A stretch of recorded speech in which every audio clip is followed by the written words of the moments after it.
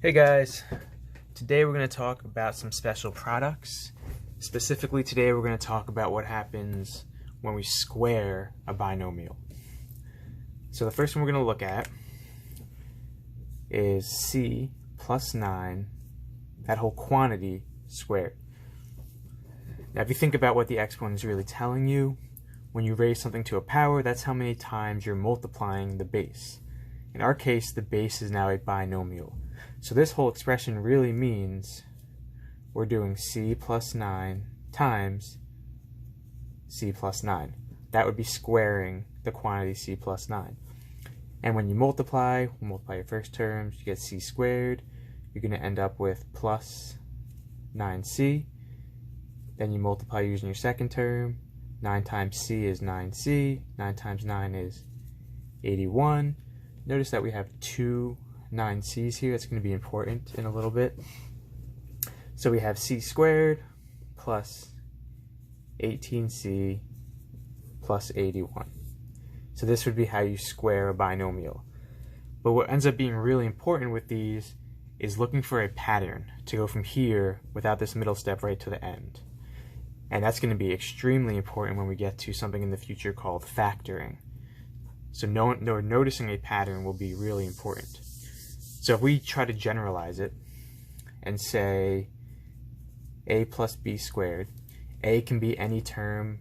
A could be just a number, it could be a variable, it could be a variable with a coefficient, it could be 7x squared, it can be anything. B, same thing, could be anything. So we're going to generalize it. When you square this out, if you were to do it the long way, which is perfectly fine, but noticing the pattern will be important, we would go through the same steps. A times a is a squared, a times b is ab, b times a, I'm going to write it as ab, and then b times b is b squared. And we're going to come back to this right here. So when you square this, you square a binomial, you take the first term, you square it, take the second term, you square it, but we have this middle term in here that we're going to end up having. So we end up with a times b and a times b. We're going to do that twice. So you have 2 of your a times b. So whenever you're squaring, and we call this a sum because we're adding, so whenever you're squaring a sum, a binomial that has a sum in here, you take the first term and square it. So whatever your first term is, you're going to square it. Then you're going to multiply your two terms together, a times b, and multiply it by 2. That's because you would have multiplied them together twice anyway. Like when you did your a times a, you do a times b, then you would do b times a, you're going to end up with that middle term twice. And then you take your last term and you square it because you'll do the b times b one time. So this is the pattern that's going to go on. And again, memorizing going from here to here is going to be really important. So let's do an example of how we can apply this without this middle now. So our next example here is 3x plus 5 squared. So without expanding this out and doing 3x plus 5 times 3x plus 5, what we can do is take your first term, 3x, and you're going to square it, plus 2 times your first term times your second term, plus your second term squared. A squared plus 2ab plus b squared. A squared is 9x squared. Your middle term here, we can do 2 times 5 is 10, times 3 is plus 30x, and then you can do your 5 squared at the end. So here's your final answer, and you're all done. Again, this is called the sum or square of a sum when you're adding inside. So let's look at another one now, but now instead of adding, we're going to be subtracting. So we have the quantity x minus 7 all squared.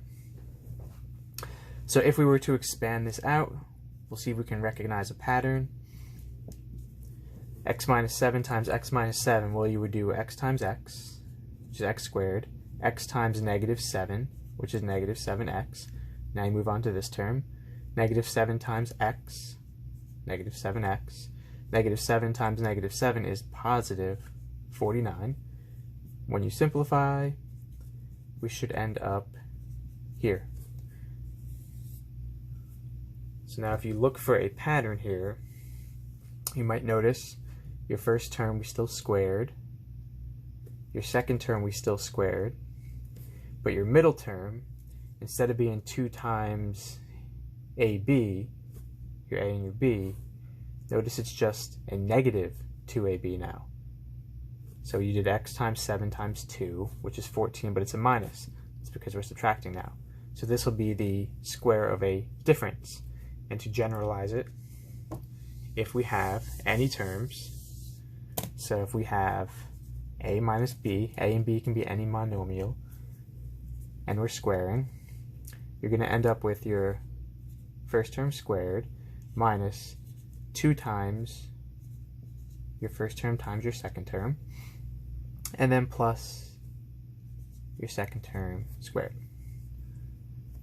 So this will be the form, and it's good to memorize it because eventually we're going to have to go backwards with it. So it's good to know the relationship there. So let's do an example with this, then we'll try a couple others.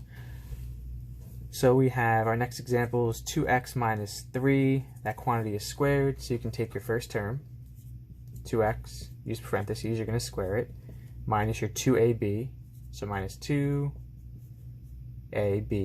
nope, b is 3 here, and then your last term is 3 squared, so you get 9. 2x squared is 4x squared, minus, well, 2 times 2 is 4, times 3 is 12, so minus 12x, and then we just have our plus 9, so this is our simplified form. Alright, so we're going to try 2 more, our last 2 on the final slide here. First one looks like this, plus 5y, and the second one looks like this. Okay, so the first one, we might notice we have a sum in here. We're squaring the sum. So take your first term, 4x, you're going to square it.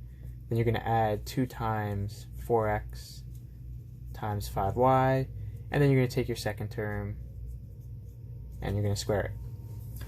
4x squared is 16x squared. 2 times 4x is 8x times 5y is plus 40 xy, and then lastly 5y, that quantity squared, is 25y squared. So this would be your simplified version.